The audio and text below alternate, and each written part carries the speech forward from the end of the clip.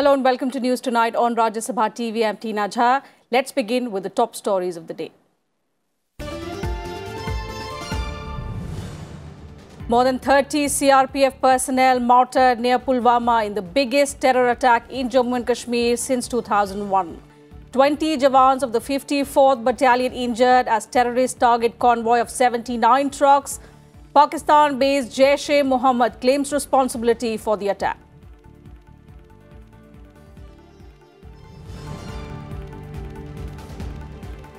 Governor Satyapal Malik orders immediate increase in surveillance of security management of important installations in Jammu and Kashmir. NIA team to assist Jammu and Kashmir police in investigation into the attack. Home Minister Rajnath Singh to visit the state tomorrow to review the situation.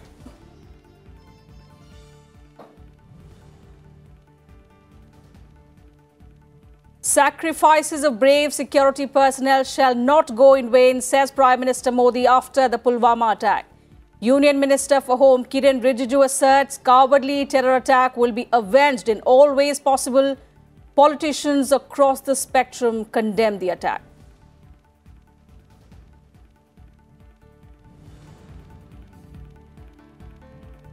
In the case of division of powers between the Delhi government versus the Lieutenant Governor, Supreme Court rules in favor of Lieutenant Governor in 4 out of 6 issues.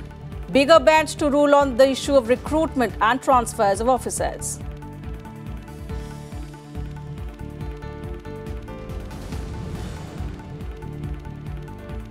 And relief on the price front. Wholesale price inflation cools to 2.76% in January from 3.8% in December.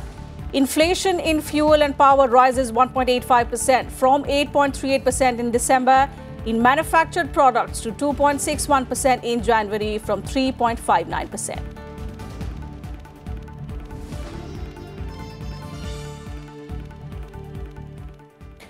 Union Home Minister Rajnath Singh will visit the state of Jammu and Kashmir on Friday in the wake of the terror attack on the CRPF convoy by the Jaish-e-Mohammed terror outfit. More than 30 CRPF jawans were martyred in the deadly attack. आज कश्मीर में हमारे CRPF के बहादुर जवानों पर जो आतंकवादी हमला हुआ है वो पाकिस्तान स्थित और उनके द्वारा संरक्षित आतंकवादी संगठन जैश ए मोहम्मद ने किया है, जिसकी मैं और सारा देश भर्त्सना करता है।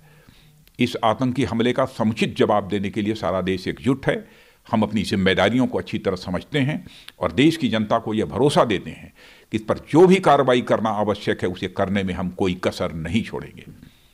सीआरपीएफ देश का एक बहादुर और अग्रणी सुरक्षा बल है।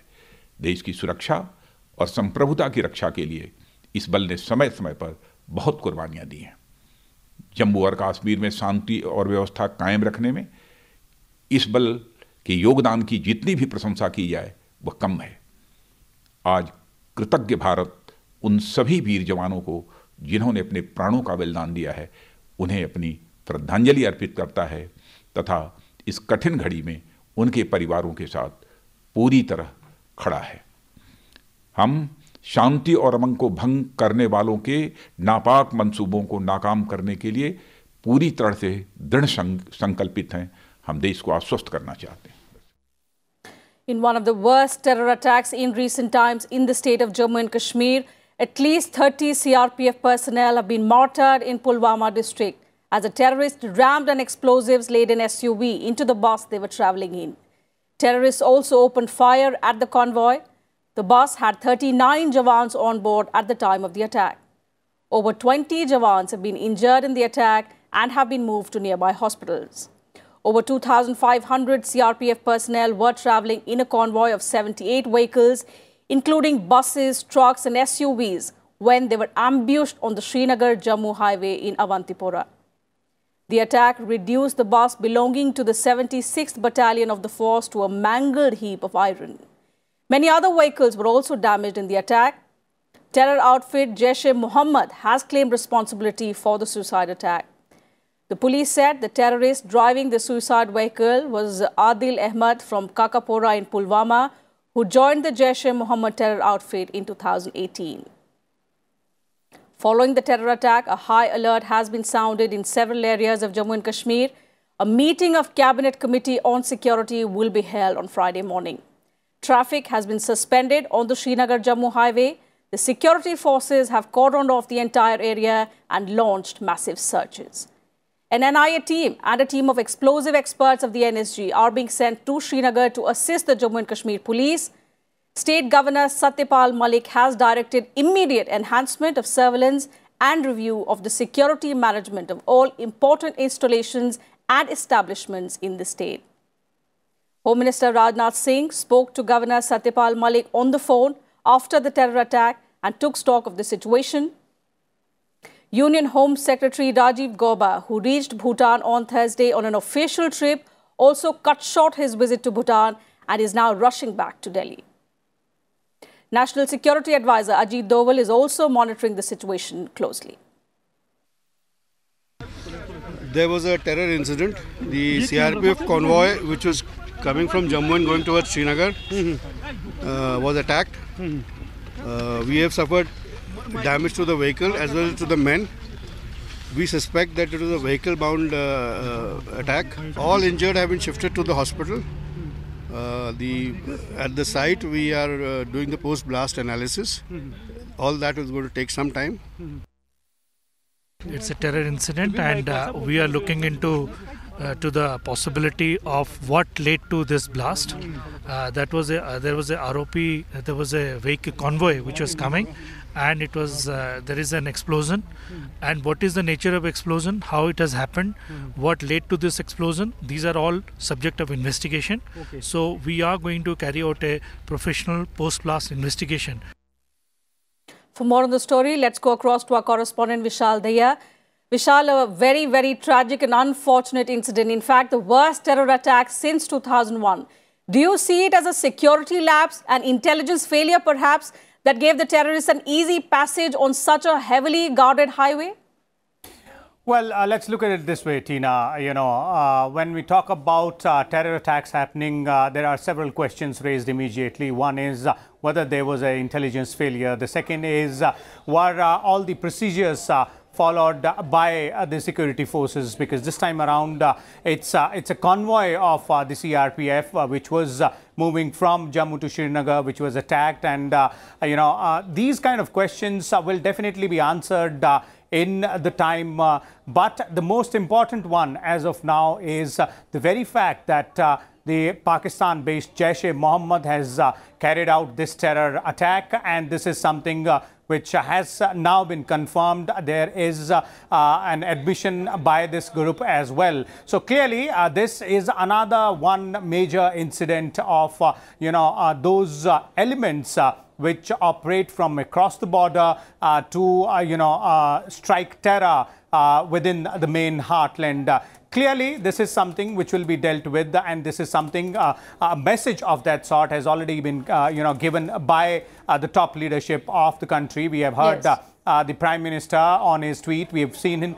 We have heard the Home Minister as well. He will in fact be in the state of Jammu and Kashmir tomorrow. In fact, tomorrow there will be an important meeting, as you had pointed out. That is the meeting of Cabinet Committee on Security, the topmost decision-making body when it comes to the matter concerning the national security. So all these aspects are being looked into by the top leadership. But what happened, how it happened, where were the lapses, and who all are responsible? What are the other modules which might be hiding nearby, or those modules which might be helping or might have helped this particular terrorist who carried out this attack, who was part of Jaish-e-Mohammed. This is something which is now in the hands of the investigative agencies, the security agencies, and a case has been filed. In fact, a 12-member NIA team is also likely to reach Srinagar tomorrow by around noon, which will assist the local police as well as the other security forces in going ahead with the investigation process. But yes, you're right. This indeed is a tragic, the most tragic incident which has happened in the past 2 decades or so. In fact, the last one of this scale happened in 2001 when there was a car bomb attack inside the assembly premises in Srinagar, wherein around 39 people were killed.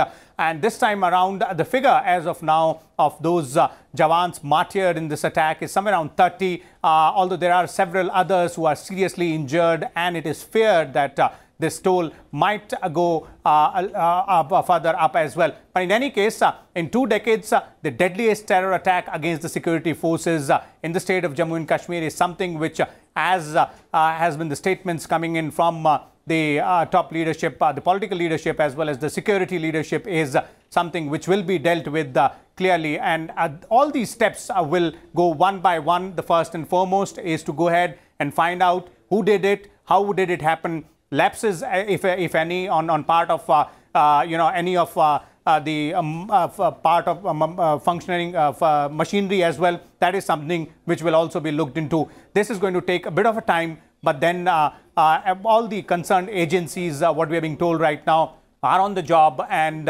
they, it looks like, will be able to go ahead and piece this all together, find out the perpetrators, or maybe those who aided these perpetrators, any modules, any sleeper cells around by, and we might see some or the other news coming in by tomorrow or maybe day after as well. Indeed, Vishal, do stay with us. Let me also go across to my correspondent Ravindra Singh Sharan, who's joining us from outside the Home Minister's residence. Ravindra, we understand the Home Minister has condemned the attack in the strongest possible words, and we believe he's also flying to Srinagar tomorrow to take stock of the situation. As far as the Home Ministry is concerned, what is the next course of action going to be for the ministry as per, say, security in Jammu and Kashmir is concerned? Yeah, Tina, right now the Home Minister here is meeting the Special Director of Intelligence Bureau. The NSA Ajit Dobhal was also present here. He has left from here. Home Minister is continuously in touch with the Director General CRPF, Mr. Bhatnagar, and he is also talking continuously to the Governor of the Jammu Kashmir, Satyapal Malik, and all these leaders have apprised the Prime Minister about the situation in in the Jammu and Kashmir. As Vishal has also mentioned, that the NIA team with some professionals is also going to leave for Srinagar tomorrow to carry out, to help the assist the local police there. See, this attack which was carried out is one of the most brazen and the worst attack which we have seen in the at least last 2 decades. This convoy which was going from Jammu and Kashmir, which is a very sensitive area and a highly guarded area, and this attack which took place only 20 kilometers before in Avantipura, before Srinagar. What the sources are saying, that the casualty, the more than 40 people now has been, our soldiers has lost their life and they sacrificed their life for the country. The operations are still going on. Searches are being conducted in various parts of Pulwama and the nearby places. The sources are saying that these operations, such operations will continue overnight, and they can spread all in the rest of the many other cities of Jammu and Kashmir, as the intelligence has also received some information that they have been, the Jaish-e-Mohammed has claimed that this operation, this brazen attack has been conducted by them. The one of the part of the Jaish-e-Mohammed, Adil Muhammad Dar, and he has conducted this suicidal bomb attack, which rammed a car in IED-laden car into the CRPF's bus. But we have still, so far as we are standing right in front of the Home Minister's residence, but there is no independent verification of this claim has been so far given to us by the security agencies or the Home Ministry. But these agencies with the army has been working on this. NIA is also been put to the task. Intelligence Bureau is also trying to find out the module, which kind of module has been taken place for this attack, and also the local police, which the information which we have received is so far only from the local police. The CRPF has not disclosed how many soldiers so far has been died. All right, Ravindra, we'll come back to you in a while. Let's also take a look at the reactions coming in following the Pulwama attack. The President, Vice President, as well as the Prime Minister have condemned the attack on the security forces convoy. President Ramnath Kovind condemned the terrorist attack and said that the entire country stands united in the fight against the forces of terror and evil. He also wished speedy recovery for those injured in the attack. In a Twitter message, Vice President M. Venkaiah Naidu expressed shock at the dastardly terrorist attack. He expressed heartfelt condolences to the bereaved families and prayers for speedy recovery of those injured. Prime Minister Narendra Modi called the attack despicable. He said the sacrifices of our brave security personnel shall not go in vain. The entire nation stands shoulder to shoulder with the families of the brave martyrs. May the injured recover quickly.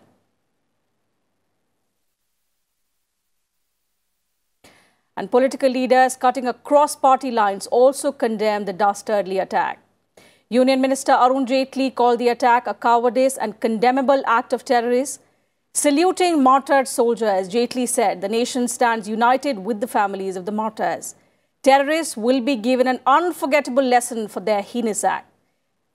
Chief ministers of several states and a host of other leaders also condemned the attack and expressed condolences with the families of the martyred soldiers. BJP President Amit Shah called it an act of cowardice. Expressing his condolences, Shah said our forces will remain firm against such acts of terror and also defeat them. While Congress President Rahul Gandhi prayed for the speedy recovery of the injured. In a Twitter message, he wrote, and I quote, "I'm deeply disturbed by the cowardly attack on the CRPF convoy in Jammu and Kashmir, in which many of our brave CRPF men have been martyred and a large number wounded, some critically. My condolences to the families of our martyrs," unquote. Former Chief Ministers of Jammu and Kashmir, Mehbooba Mufti and Omar Abdullah, also condemned the attack, extending prayers for those injured and condolences to the families of the bereaved.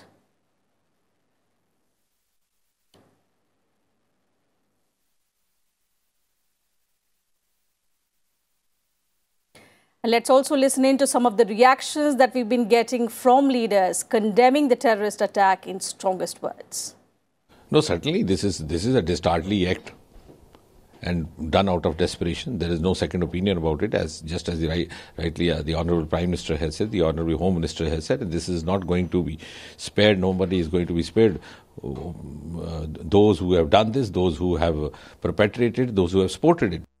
और ये जानकर ही इस तरीके का डरपोक हमला किया गया है और इस आईडी ब्लास्ट में हमारे जवानों को जो शहादत मिली है, ये देश का हर नागरिक इसको भूलेगा नहीं। देश के लिए उन्होंने अपना बलिदान दिया है, लेकिन इतना कहकर भी हम सरकार खामोश बैठने वाली नहीं है।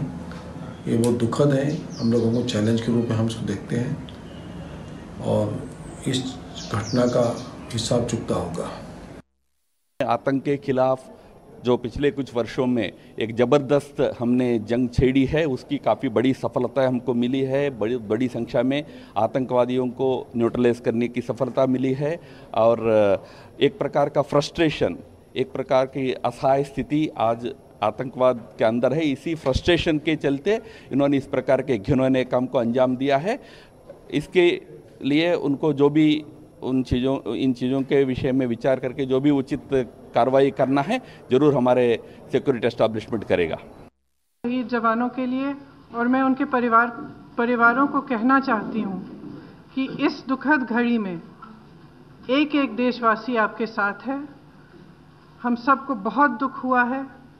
आप हौसला बनाए रखें, आपके साथ कंधे से कंधे मिलाकर हम खड़े हैं। The Pulwama attack is being termed as the worst terror attack since 2001, when 3 terrorists rammed a Tata Sumo loaded with explosives into the main gate of the Jammu and Kashmir State Legislative Assembly complex in Srinagar. 38 people other than the terrorists were killed in the attack. In recent times, this attack exceeded the scale of the Uri attack on 18 September 2016, carried out also by the Jaish-e-Mohammed. 19 Jawans were killed as 4 heavily armed terrorists targeted Army Brigade headquarters in Uri near the line of control in a pre-dawn ambush. The Indian Army responded with a cross-border surgical strike in which several enemy installations in Pakistan-occupied Kashmir were destroyed. In January 2016, terrorists attacked the Pathankot Air Force Station, killing 3 security forces personnel. On 25th June 2016, a CRPF convoy en route from Pantha Chowk to Pampore was ambushed by terrorists, killing 8 officers and injuring over 20 others. Earlier this week, terrorists had targeted a school in Pulwama. The blast at a private school in Pulwama district left at least 12 students injured on 13th February. Vishal, coming back to you, in Jammu and Kashmir, we've seen several months of peace. But now, as the Lok Sabha elections near, attempts by the terrorist groups are only going to rise. And this is going to be a huge challenge for the government, isn't it? Well, yes, in fact, indeed, if you look at the security scenario in the state of Jammu and Kashmir, Tina, then over the past few months, and if you look at, past 2 to 3 years, the way the security forces has, stepped up on the gas in terms of their security operations against terror elements. This is something which, is very significant because there was sort of a very coordinated effort by all security forces that includes, the army, the CRPF, the state police as well, and the intelligence agencies also. They worked in a very coordinated manner, took some very strong steps, launched some very successful operations and neutralized some very, dreaded terror elements, those faces. And this is something which at one point in time, these small groups, these terror groups, some of them were even, at the brink of having no representation specifically in the state, as in all their recruits were in one way or the other either neutralized or had gone underground because of the fear of the security forces in the past few months.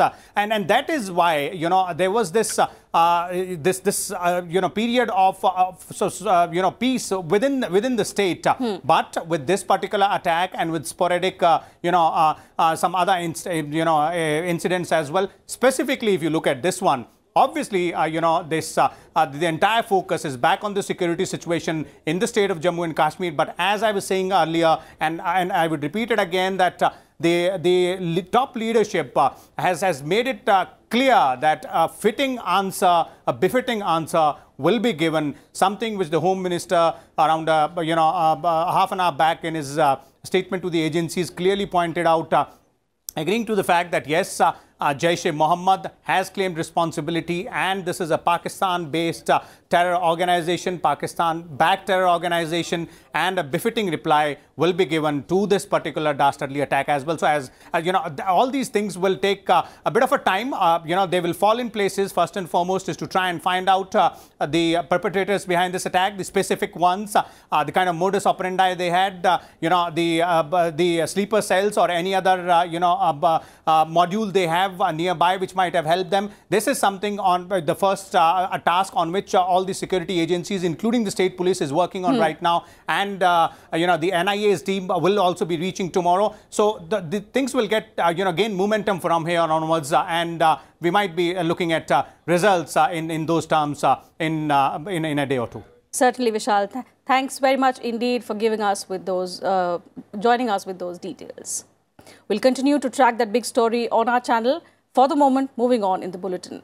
Vice President M. Venkaiah Naidu has said that the real estate sector must take corrective action to curtail unethical practices followed by certain players. Speaking at the real estate conference organized by CREDAI, the Vice President pointed out that the real estate sector has come under severe scrutiny by the Apex Court, and bodies like CREDAI must bring in an internal self-regulation mechanism in the sector. Expressing concern over the growing NPA in real estate, the Vice President said NPAs had not only affected banks, but also dried up bank loans to the sector from 63% in 2013 to just 17% in 2016. Also talking about the role and importance of the real estate sector, the Vice President said it contributes 7.9% to the GDP of the country and also provides employment to more than 50 million people in the construction sector. Real estate company accountable for delivering delay. You must also make the local body or the other authority responsible for the delay, if they delay. This is an important aspect that has to be taken note by the government and also the other agencies, including state governments, municipal bodies, and also the town planning authorities, etc. Everyone has to focus their attention. And in an ongoing tussle between the Delhi government and the Lieutenant Governor, the Supreme Court on Thursday delivered a split verdict on the contentious issue of control of services in the National Capital Territory. The Apex Court also referred the matter to a larger bench. A two-judge bench comprising Justices A.K. Sikri and Ashok Bhushan, however, agreed on their views on disputes pertaining to the anti-corruption branch, setting up of Commission of Inquiry, control over electricity boards, land revenue matters, and also appointment of public prosecutors. The Apex Court also upheld the centre's notification that its employees cannot be probed in corruption cases by ACB of the Delhi government. The top court also said that instead of the Lieutenant Governor, the Delhi government will have the right to appoint public prosecutors or law officers. Meanwhile, the Delhi unit of the BJP has welcomed the top court's judgment and said it removes ambiguities in the powers of the Delhi government. But Delhi's ruling Aam Aadmi Party said the Supreme Court's judgment has offered no clarity. Supreme court का फैसला आ गया है। Total 6 point थे जिसके ऊपर supreme court ने फैसला दिया है। सर्विसेज को लेकर सुप्रीम कोर्ट ने कहा है कि ग्रेड 1 और ग्रेड 2 इसकी ट्रांसफर और पोस्टिंग केंद्र सरकार करेगी। ग्रेड 3 और ग्रेड 4 ये दिल्ली गवर्नमेंट के पास होगा। एंटी करप्शन ब्यूरो किसके पास होगा, एसीबी किसके पास होगा, सुप्रीम कोर्ट ने बोला है कि ये केंद्र सरकार के पास रहेगा। तीसरा इश्यू था कि commission of inquiry act, inquiry कौन कर सकता है, कौन ऑर्डर करेगा, उसके लिए बोला है कि ये भी केंद्र सरकार ही करेगी। चौथा इश्यू है इलेक्ट्रिसिटी। इलेक्ट्रिसिटी का अपॉइंटमेंट कैसे होगा, इलेक्ट्रिसिटी में डायरेक्टर का अपॉइंटमेंट कौन करेगा, ट्रांसफर पोस्टिंग कौन करेगा, इसके लिए बोला है ये दिल्ली गवर्नमेंट करेगी। पांचवा इश्यू है रेवेन्यू का, दिल्ली में जो जमीन है उसका रेट कौन तय करेगा, इसके लिए बोला है ये दिल्ली गवर्नमेंट करेगी। And inflation based on wholesale prices fell to a 10-month low of 2.76% in January over the previous month on softening prices of fuel and some food items.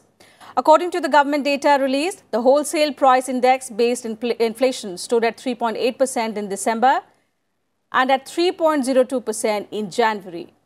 The retail inflation released earlier this week also declined marginally to 2.05% in January over the previous month on continued decline in food prices.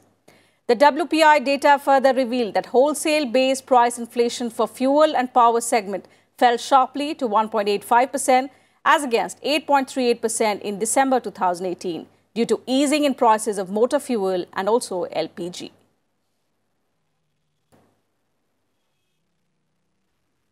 And that's it from us in this bulletin. Thanks very much for your time.